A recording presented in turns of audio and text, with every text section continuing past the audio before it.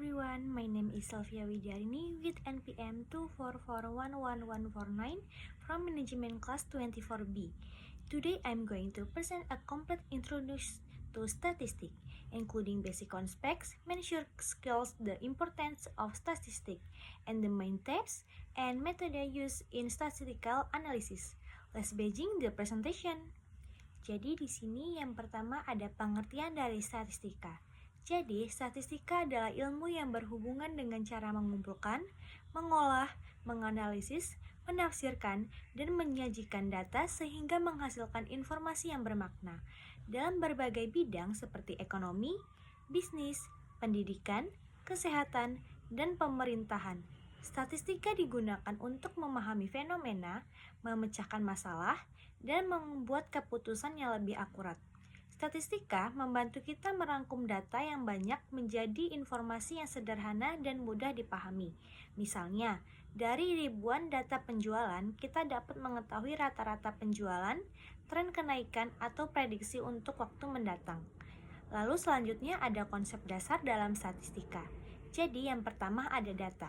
Data adalah kumpulan informasi atau fakta hasil pengamatan. Data dapat berupa angka, kategori, atau deskripsi. Lalu yang kedua ada populasi. Jadi, populasi adalah keseluruhan objek atau individu yang menjadi fokus penelitian. Contohnya, seluruh mahasiswa manajemen 24B. Lalu yang ketiga ada sampel. Sampel adalah sebagian dari populasi yang digunakan untuk mewakili keseluruhan. Contohnya, 10 mahasiswa yang dipilih untuk disurvei. Lalu yang keempat ada parameter. Jadi, parameter adalah nilai yang menggambarkan karakteristik populasi. Contohnya, rata-rata tinggi seluruh mahasiswa manajemen 24B. Lalu yang kelima ada statistik. Jadi, statistik adalah nilai yang menggambarkan karakteristik sampel. Statistik digunakan untuk memperkirakan parameter populasi. Selanjutnya ada skala pengukuran dalam statistika.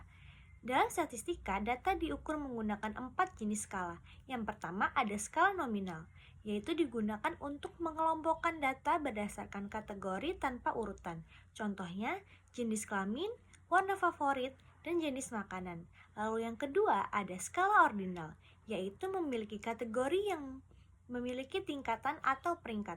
Contohnya, peringkat, juara, tingkat kepuasan, yaitu rendah, sedang, dan tinggi.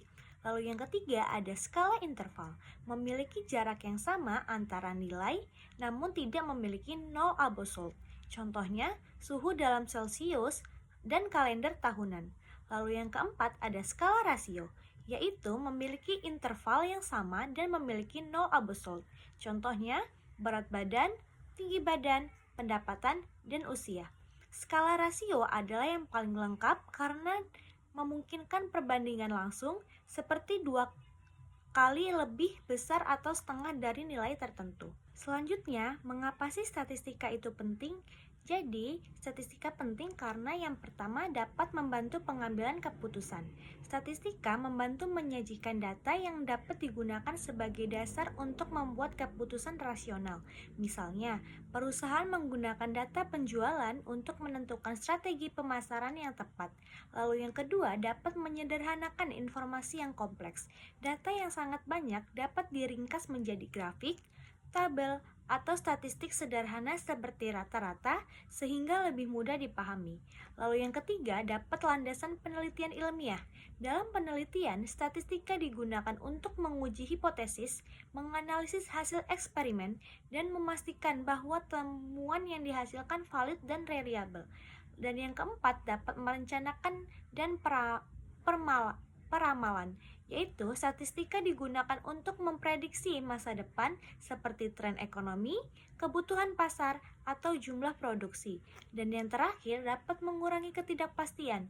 Dengan analisis data, keputusan menjadi lebih terukur dan minim risiko. Misalnya, bisnis dapat memprediksi potensi rugi dan laba melalui analisis statistik. Selanjutnya, ada jenis-jenis statistika. Yang pertama, ada statistika deskriptif. Statistika deskriptif bertujuan menyajikan dan menggambarkan data apa adanya. Contohnya, tabel, diagram, grafik, nilai rata-rata median, dan modus. Statistika deskriptif membantu memahami gambaran umum data. Lalu yang kedua adalah statistika inferensial. Statistika inferensial digunakan untuk membuat kesimpulan, generalisasi, atau prediksi mengenai populasi berdasarkan data sampel. Contoh teknik ada uji hipotesis, regresi, estimasi parameter. Statistika inferensial memungkinkan penelitian membuat keputusan meskipun tidak memiliki seluruh populasi. Lalu selanjutnya ada metode dalam statistika. Proses analisis statistika dilakukan melalui beberapa langkah. Yang pertama ada perumusan masalah, yaitu menentukan pertanyaan penelitian atau masalah yang ingin diselesaikan. Lalu yang kedua ada pengumpulan data. Mengumpulkan data melalui survei, wawancara, observasi, eksperimen, atau dokumen. Lalu yang ketiga ada pengolahan data, yaitu mengorganisasi data yang telah dikumpulkan menggunakan tabel, coding, atau software statistik. Lalu yang keempat ada analisis data, yaitu menggunakan teknik statistik untuk menemukan pola, hubungan, atau hasil tertentu. Dan yang terakhir ada penarikan kesimpulan, yaitu menyimpulkan analisis dan memberikan rekomendasi berdasarkan data. Selanjutnya ada kesimpulan dari materi statistika. Secara keseluruhan, statistika adalah ilmu yang membahas data dari pengumpulan hingga interpretasi. Dengan statistika, kita dapat menghasilkan informasi yang akurat, mendukung pengambilan keputusan, memprediksi masa depan, serta meminimalkan ketidakpastian dalam berbagai bidang kehidupan. In conclusion, statistics in an essential scientific tool that transforms raw data into meaningful information to support decision making, research, planning, and forecasting. Through this presentation, I hope the concepts of data, population, samples, measure skills, and statistical methods are now clear. Once again, I am Sylvia Widyarini with NPM 2441149 from Management Class 24B. Thank you for listening and have a great day.